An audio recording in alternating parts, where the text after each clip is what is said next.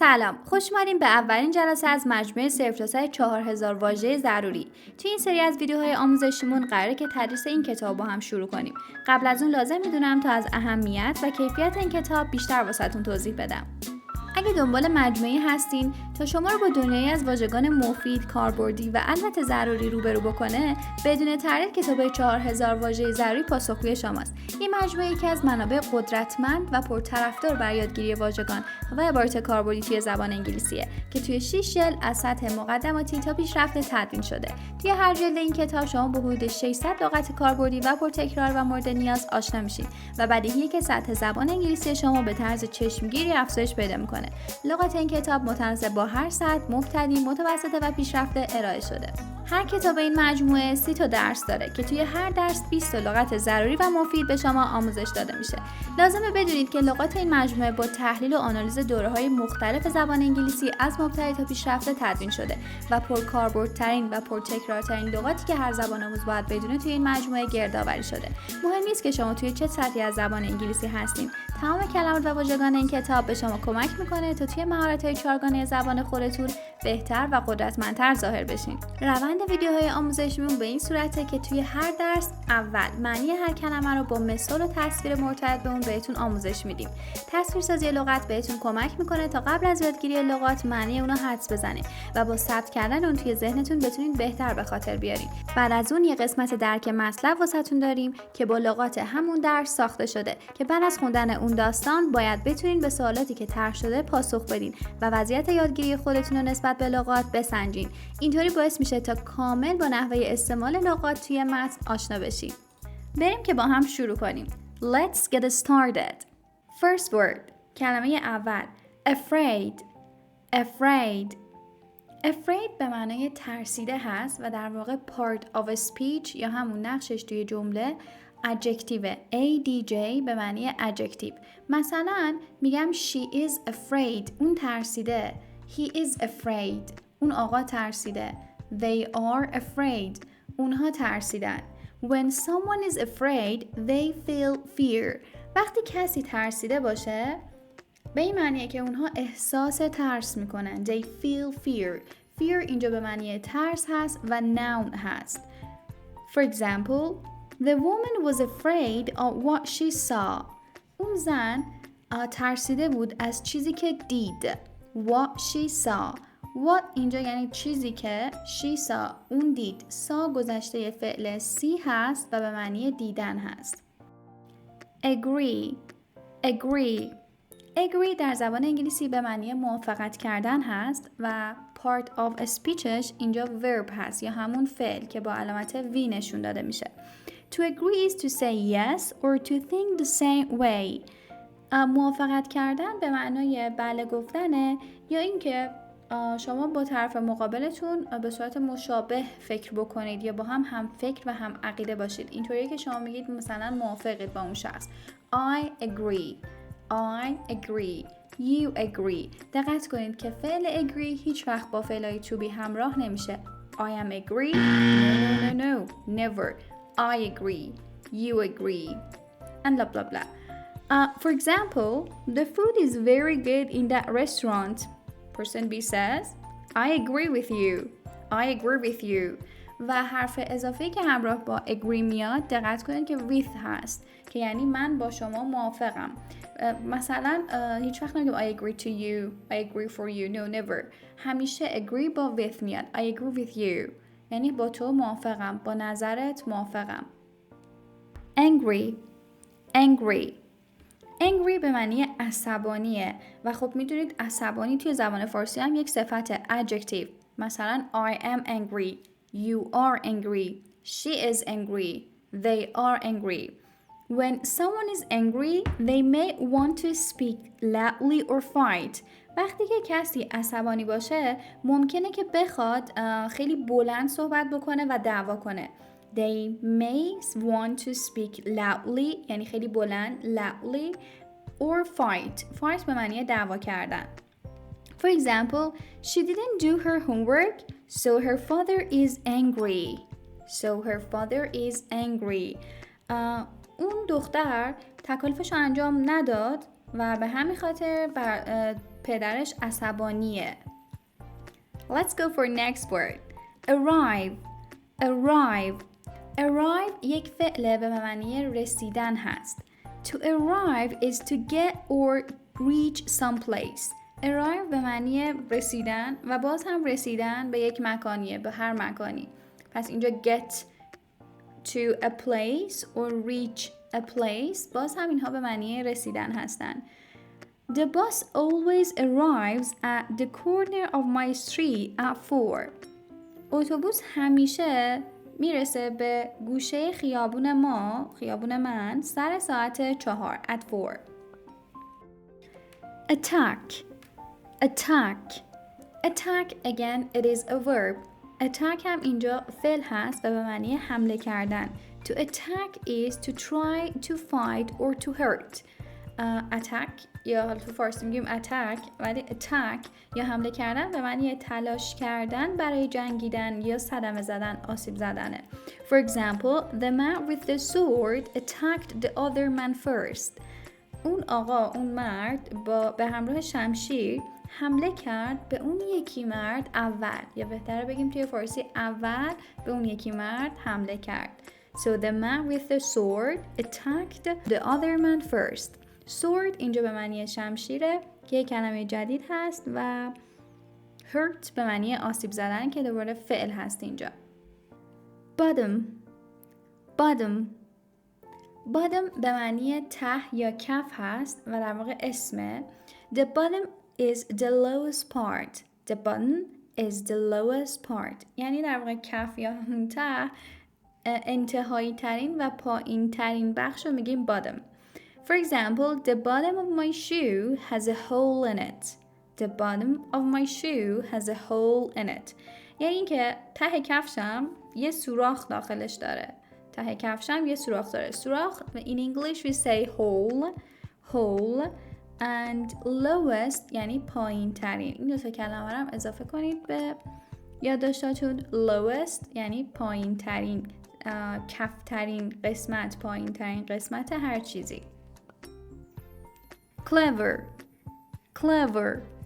clever اینجا دوباره صفت هست. it's adjective و به معنی باهوشه.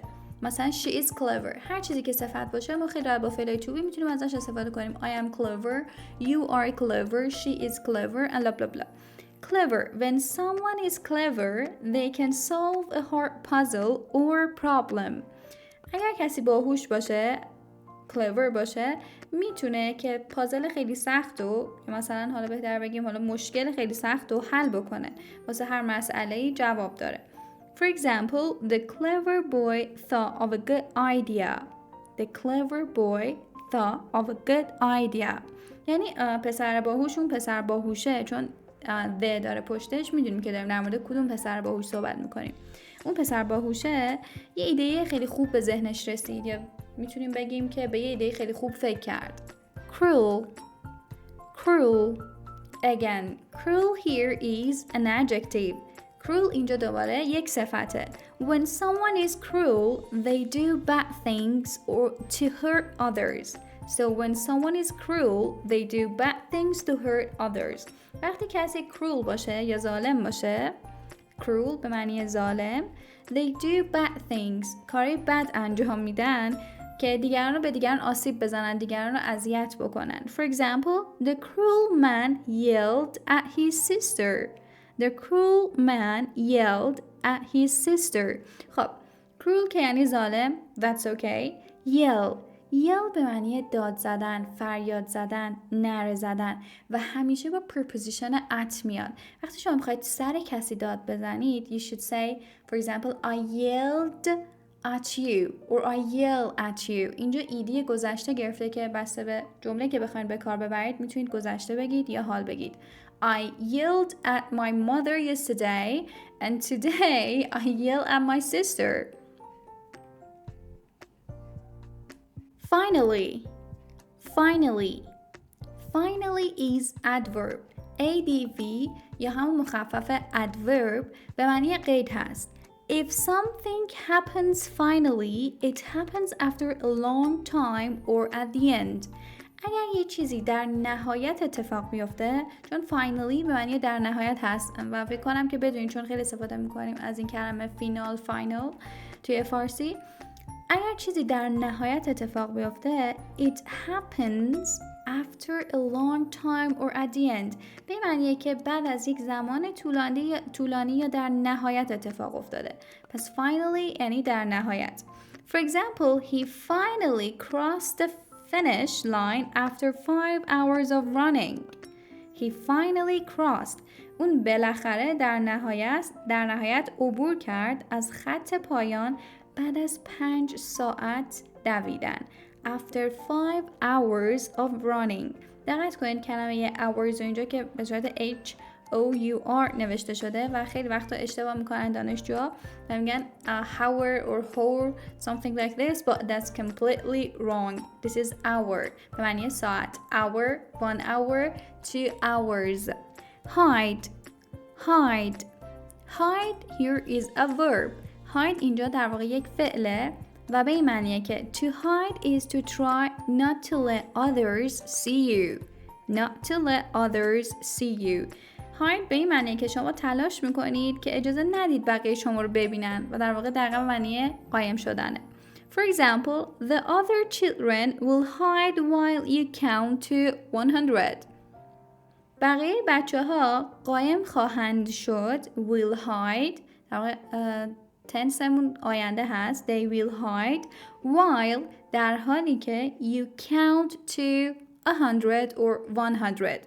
در حالی که تو داری تا 100 میشماری. Next word is hunt.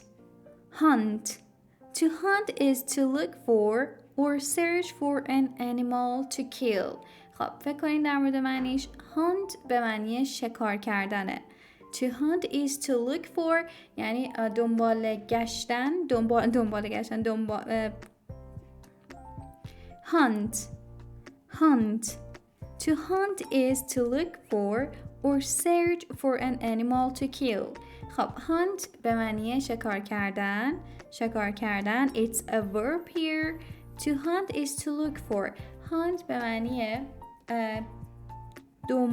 به دنبال گشتن یا دوباره همون search for به دنبال گشتن یک حیوان برای اینکه بکشیدش. To look for or search for an animal to kill یعنی به دنبال یک حیوان گشتن به قصد کشتنش که میشه همون شکار کردن. Long ago people hunted with bows and arrows.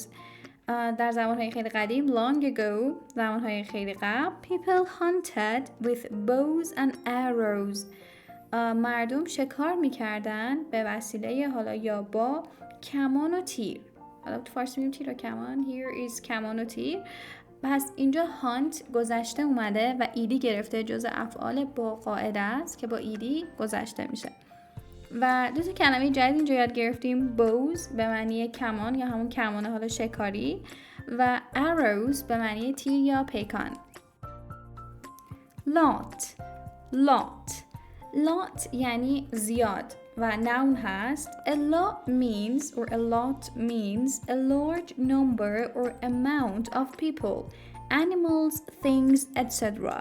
خب a lot که همون به معنی خیلی زیاد هست به معنی تعداد زیاد. large number به معنی تعداد زیاد یا amount یا مقدار زیاد. حالا واسه چیزای قابل شمارش مثل اپل ما میگیم a large number ولی واسه چیزایی که غیر قابل شمارش هم مثل milk, water we say amount.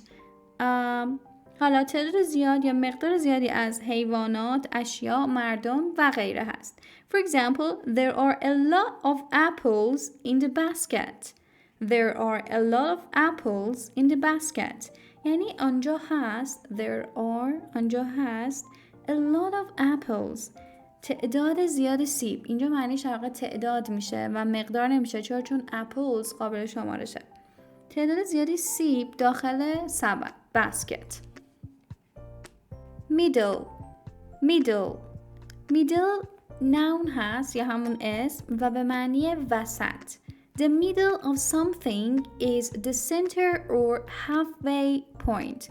یعنی در واقع middle یا همون وسط یه چیزی مرکز اونه یا نقطه نیمش. half یعنی نیمه and point که خب یعنی نقطه، center مرکز که همه اینا با هم دست به هم دادن تا بتونن معنی middle رو به بیان دیگر یا عبارت دیگه برسونن.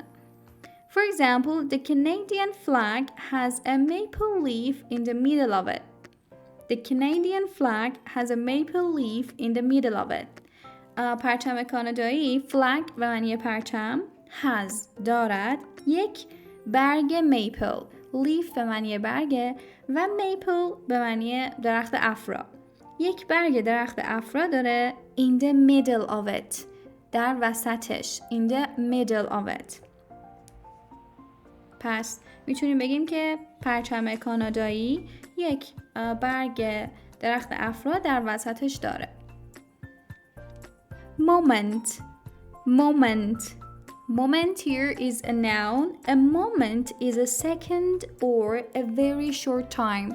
مثل لحظه در واقع. مثلا میگیم wait a moment. یه لحظه صبر کن. moment به معنی لحظه.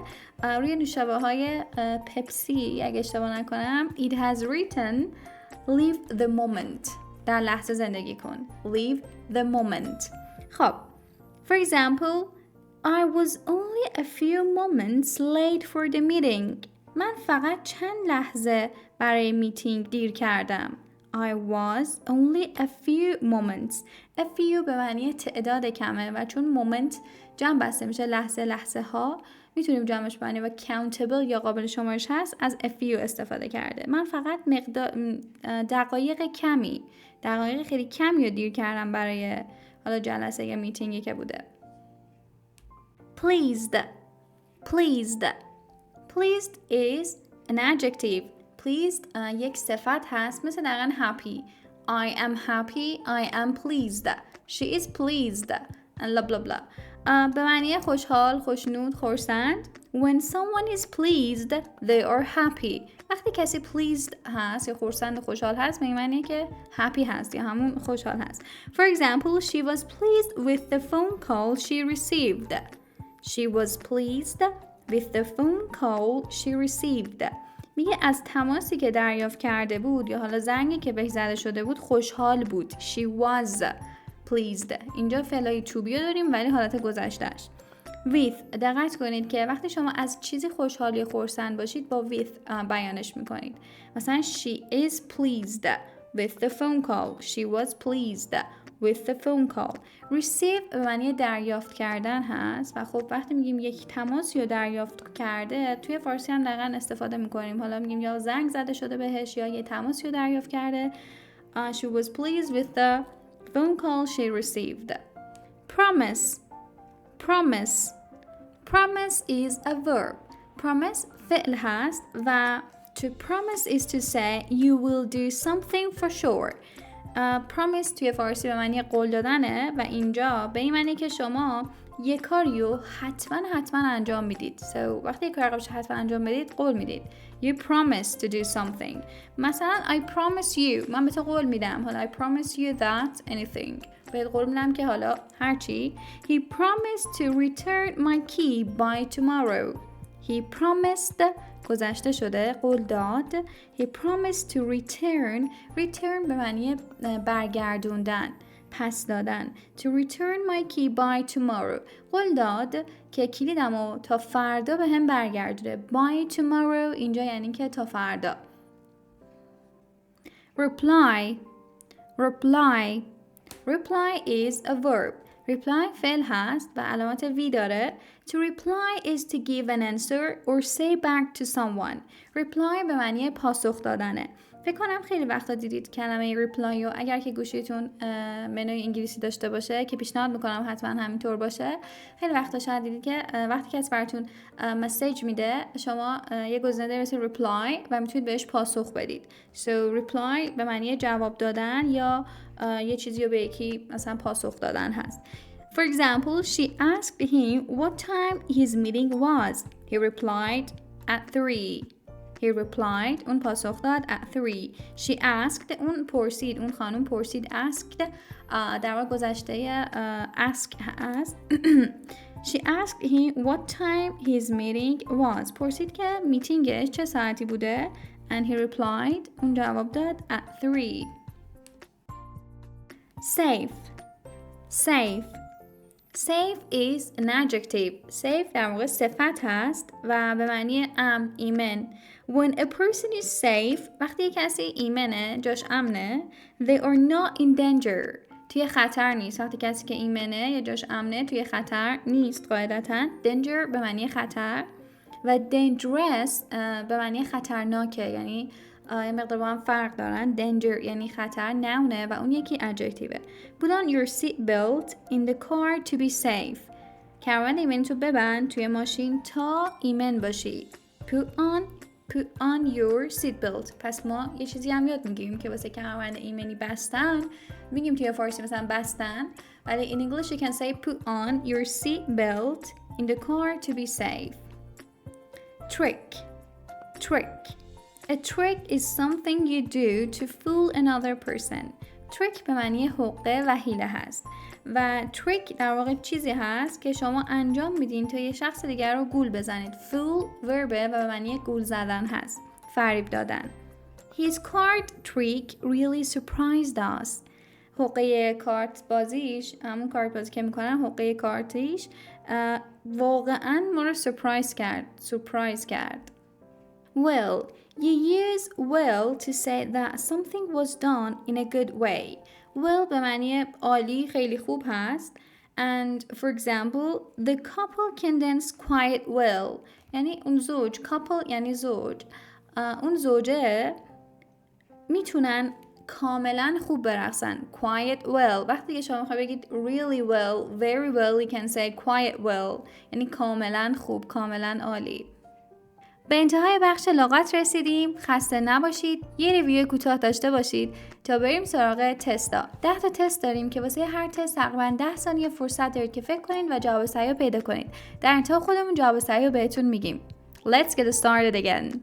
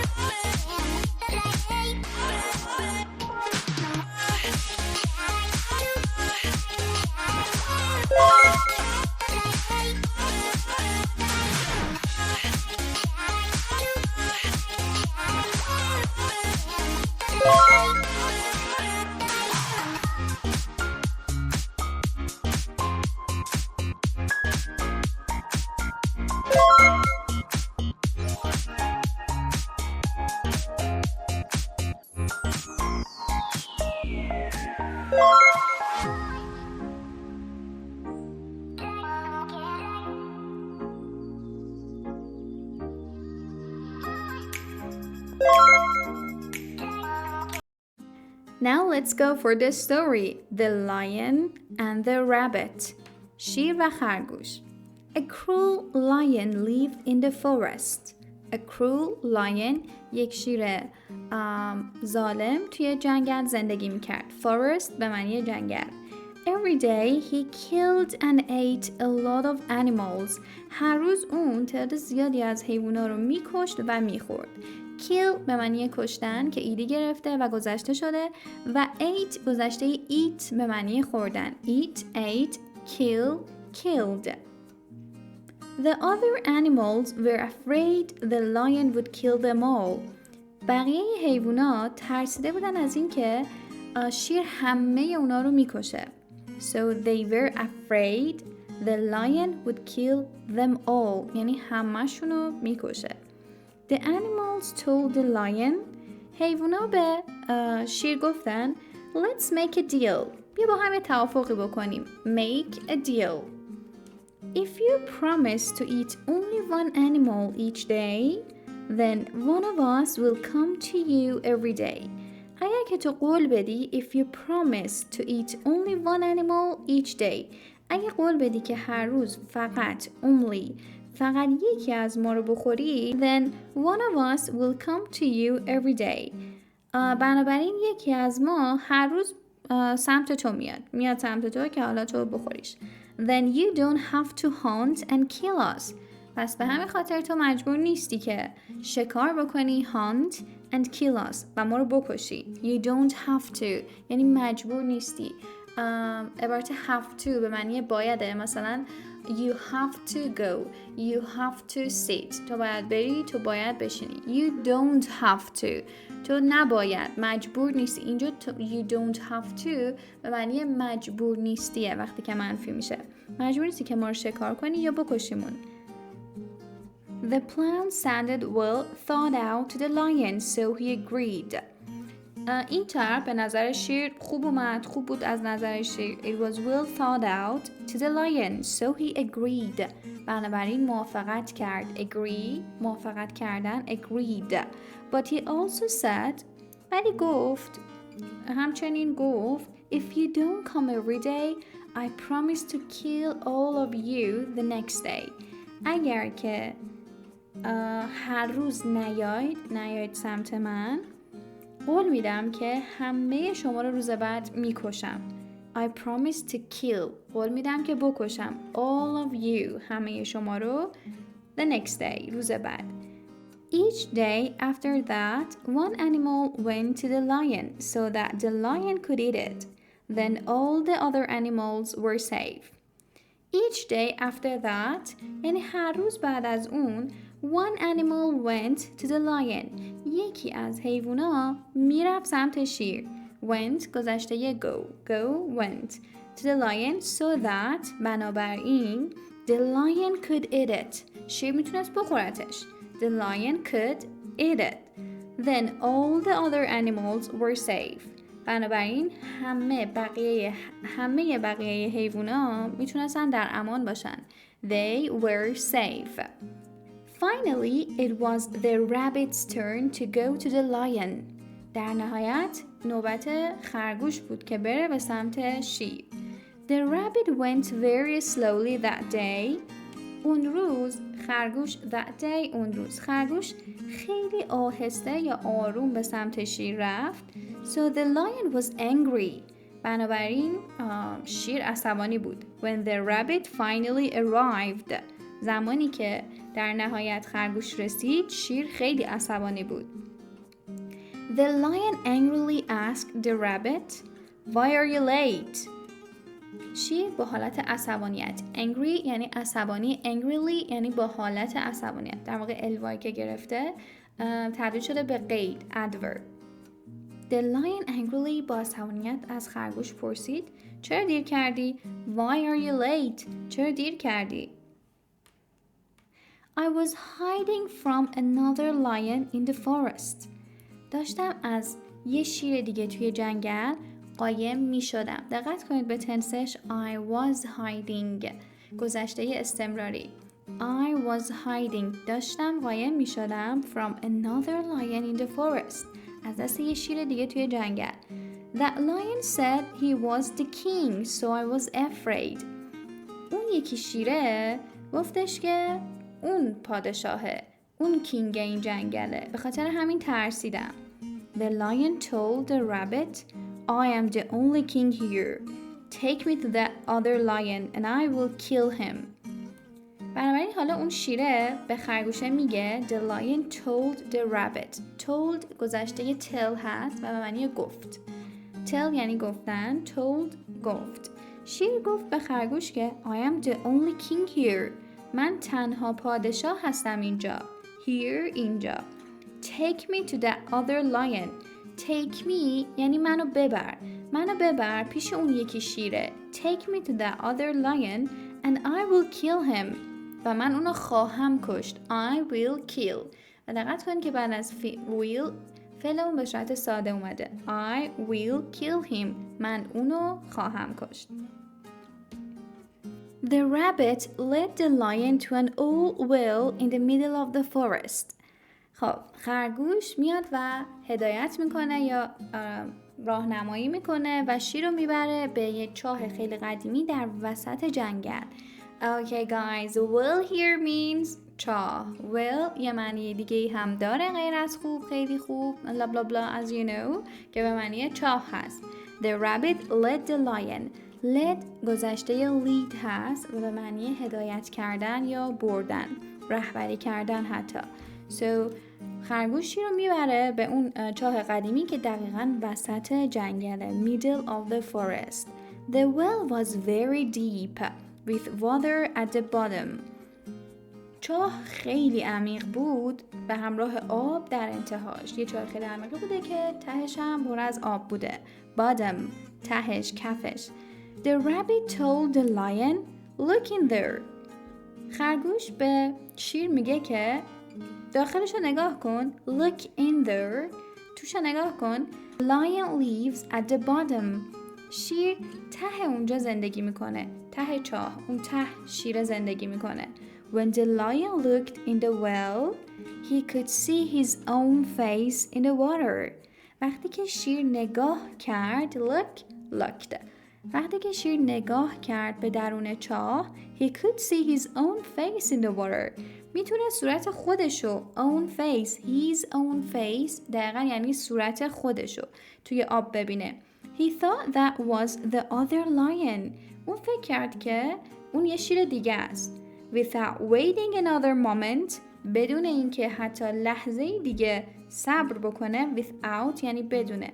Without waiting another moment, the lion jumped into the well to attack the other lion. شیر پرید توی چاه که مبارزه بکنه یا بجنگه با اون یکی شیره. He never came out و دیگه هیچ وقت بیرون نیامد. He never came out. All of the other animals in the forest were very pleased with the rabbit's clever trick. بقیه حیوانات توی جنگل خیلی خوشحال بودن. They were very pleased with the rabbit's clever trick. به خاطر در واقع اون حقه هوشمندانه و باهوشانه‌ای که اون خرگوشه به شیر زد. Okay guys, we're done here with this part and now it's time for reading comprehension. Let's go for the questions of the reading.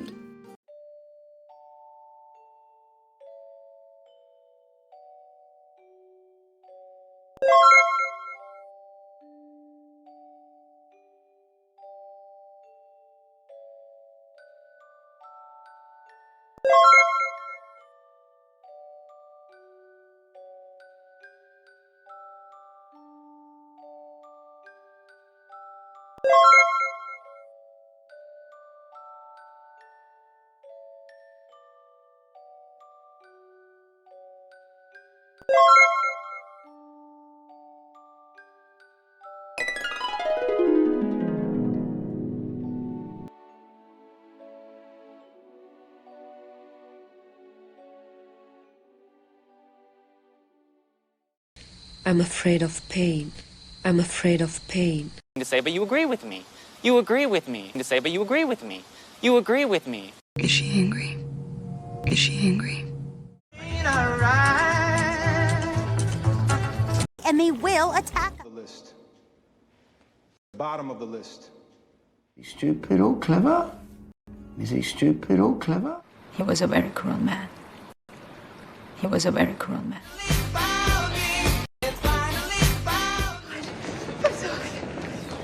Oh, it's hard. It's hard. We hunt animals. We only hunt animals. I remind a lot of people of a lot of people. I remind a lot of people of a lot of people. of October. Oh, and in the middle of October. Oh, Moment. Enjoy the moment. I am pleased. I am pleased. Promise me.